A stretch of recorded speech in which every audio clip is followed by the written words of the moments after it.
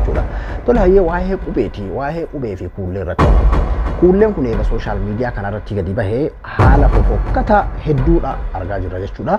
Qeequu fi akkasuma gartee haala adda addaa faarsuun qeequun kun rakkoo miti. Fakkeenyaaf hawaasa namni tokko waan tokko eega argee numa faarsaa numa qeeqaa kaan ammoo bareedaadha kaan bareedaa miti jedha. Kuni waanuma jirudha wanni gadi bahamee fillee sarmaaf jechuudha.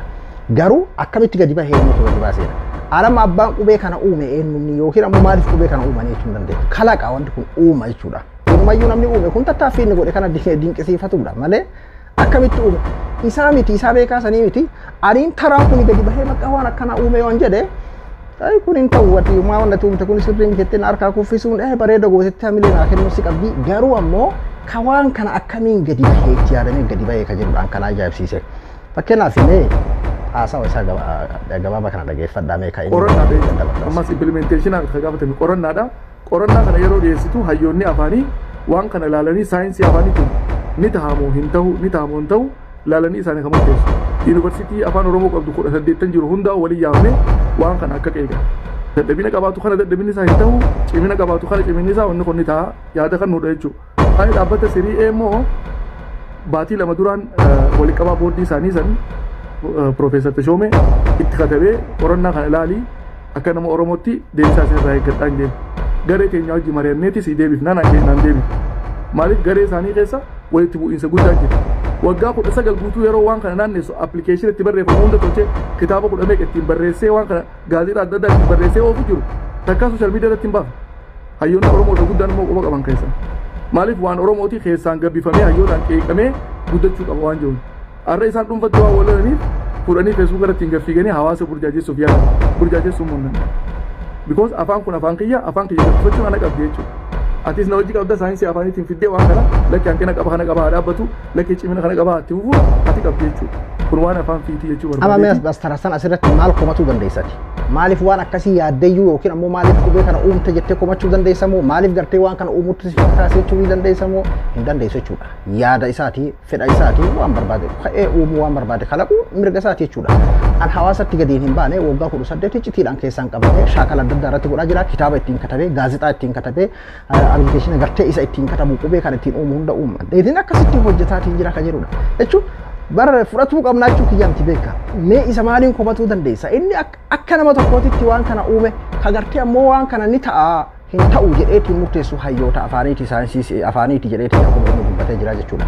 Akkasumatti iccitiidhaan yuunivarsiitii adda addaatiin akka hayyoota tokkootti fakkeenyaaf warri amma CDA jedhu kun jechuudha warri gartee afaan Oromoo irratti hojjetu kun rakkoo isaan keessa jiru qofaa fi qubee haariyaan as bahanii uummata burjaajessaa jiran jedhee fakkeenyaaf kan jalqabe dongoruu baadiyyaa Addis Ababaan shajaaraatti namni jalqaba waan kana gartee fakkeenyaaf sooshaal miidiyaa irratti kan gadi baase jechuudha akka iccitii tokko godhanii ufi ammoo iccitiidhaan isaanii kenname beeki akka waan miliqee isaan bira gahee tokko fakkeessanii jechuudha.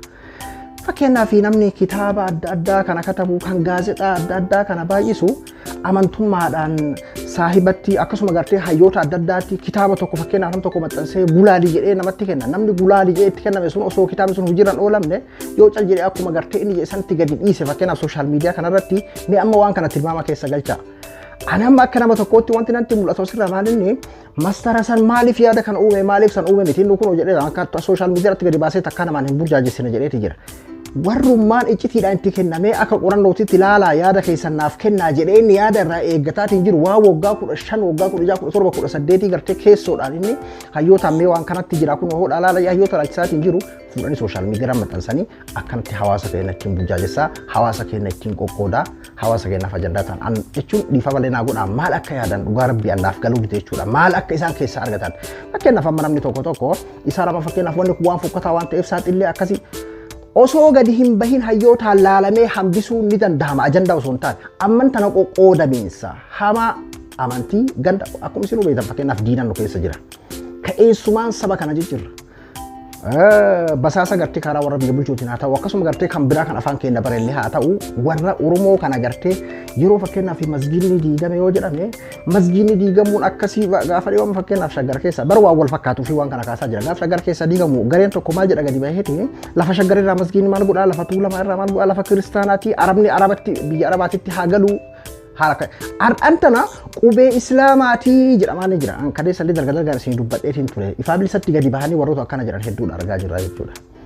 qubee islaamaati jechuun qubeen islaamaa kun kamiin kan uumamin kan haaraa gartee uumamutu jira moo qubeen islaamaa beekama nuti beeknu kana moo kamiin kan gartee uummanni biyyeena meeqaa itti fayyadamaatiin jiru way waan nama qaanfachiisaa waan addaa way ta'e yeroo kana isin jedhu beekina mana gaatiin warra akkana kunni basaasaa saba kana diddiigee wal nyaachisuu barbaaduudha akkasitti hubaddaa ijoollee musliimaas tan kiristaanas akkasuma gartee karaa godinaatitti illee fudhatanii dogongorinaa waan kana maal namni of keessaa faayidaa argatu hin jiru dura tokkoffaa wannummaan amantiidhaan mastara sanii nama gartee hayyuu oromoo tokko nama dhuunfaa tokko taheeti waan kana kan kalaqe waan kana gartee kan godhe gareedhaanii miti godinaanii miti amantiidhaanii miti abbaa amantii taheeti miti jechuudha yookiin ammoo abbaa godinaa taheeti miti jechuudha nama gartee hoogganaa godinaa taheeti miti nama tokko taheeti kan waan kana uume irraa kan inni mari'achiisaa jirulleen godina isaatii miti jechuudha amantii isaatii miti jechuudha hayyoota maali fi fakkeenyaaf warri waan sanirra jiru hayyoota jechuun islaamaa fakkeenyaaf moo ka harargeedha yoo akka dhalootaatti yoo kan fudhannootaatti bara haganuma nuuf ga'a bara nuuf kan ajandaa xixiqqoo akkana kana nuuf ga'a.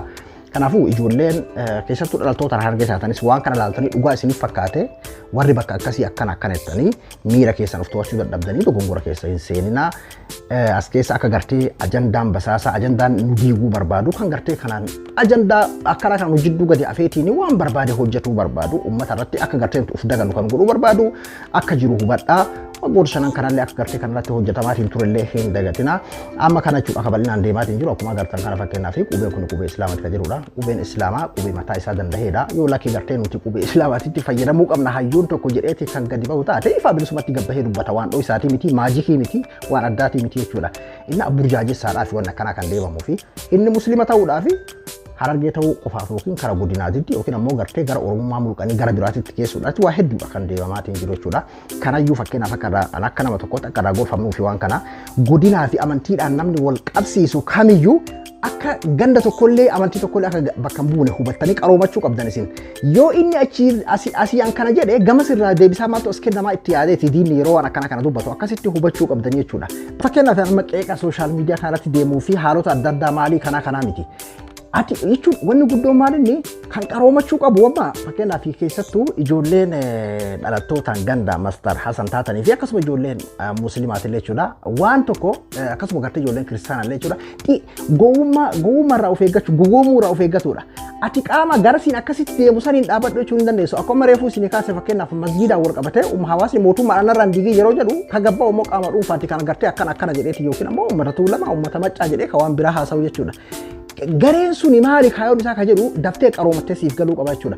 Amma waa'ee kanaatiin wal qabatee garee musliimaatii, garee sumaaleetii, garee maaliitii ka jedhu waa hedduudha jechuudha kan deemamaatiin jiru. Ati ammoo bakka inni itti si dhiibee qilee inni itti gartee itti si dhiibuutti jiru san irraa qaroomattee xiiqii gowwummaa san jala deemuu hin qabdu jechuudha. Uf eeggannoodhaanii fakkeenyaaf masarasa yeroo gartee kaka'umsa waan kanaatitti gartee waggaa 18 guutuu obsa isaa mee ilaala yeroo waan kanaatti hojjetus yeroo gartee qorannoodhaaf jedhus ka godinaati yookiin ammoo godinaan naa mari'adhu hin jenneen ati dhalataa ganda kiyyaati ati naa mari'adhu hin jenneen ati musliima naa qoradhu hin jenneen inni akka oromootitti oromoodhaaf waan ta'u waan oromummaa ibsu akkuma dhageessan kan akkasitti qorate hojjete waan kana gartee kalaquu irratti hojjete achi booda immoo hayyoota gartee fakkeenyaaf waa gara afaanitti hojjetaatiin jiran jedhetti dhiyeessa jechuudha wanni waan wal fakkaatu miti isin jechuu barbaadetti kanaafuu miira gowwummaadha bakka gartee diinni kee nama kan akkamiin dhiibee gartee maarootu isa akkamiin dhiibee gartee miira keessa naqee miira saniin dogongorsiisa siin jedhu ati ammoo maal godhuu qabda abshaala taate jechuudha ay kun dhiisi kun karaa tinaa keetti karaan deemutti ni jala deemuu danda'uu qabda jechuudha akkasuma gartee karaa qoosaa adda addaatiin akkasuma gartee karaa qeeqaan faaruudhaan namni gartee maqaa ofiitiin shaakaluu bifuma qoosaatiin jechuudha akkanatti jechuudha fakkeenyaaf qubeen kun bocni isaa akkaataa haala shiboolee adda addaa fakkaata ka jedhu namoonni qoosaa adda addaa jechuudha qoosaalee kanneen keessaa kan na kofalchiise hedduutu jira sooshaal miidiyaa kanatti kana bifuma qoosaatiin beekaa namoonni bifa qoosaatiin haala akkana kanaan dhiheessan fakkeenyaaf kan agartee uskuulallee kun itti uumanii akkas godhanii uskuulaa kun mana barumsa agartee kuullee jedhanii akkasitti kan dhiheessan waan nama kofalchiisu waa hedduudha ijoolleen tunis fakkeenyaaf amma akka nama hiriira bahu kuullee si waliin jirraa ka jedhu kuullee hojii fuuldurii ka jedhu bifa hiriiraatiin haala kanaanii jira jechuudha garuu ammoo nuti kun fakkeenyaaf bilchina hin qabnu salphumatti gartee nama abbaa barbaadeef nu dogongorsiisuu danda'a abbaa barbaadeef gara barbaade nu fiiguu danda'a akka nuti gartee wal qoqqoonnuuf wanni nuti goonu sun hagam takka faayidaa nu qaba namni laalu nama muraasa jechuudha osoo kana laalleef gugannee akkama didiisinee fakkeenyaaf fedha diina keenyaa guutuu dandeenya warra gartee itti karoorfatee as keessaanii bara ajandaan kun ajandaa guddaadha ajandaa guddaa kanan geenyettuu ni fayyadamama jechuudha warri fakkeenyaaf waan kana keessaan nu diiguu barbaadu jechuudha kanaafuu kanarratti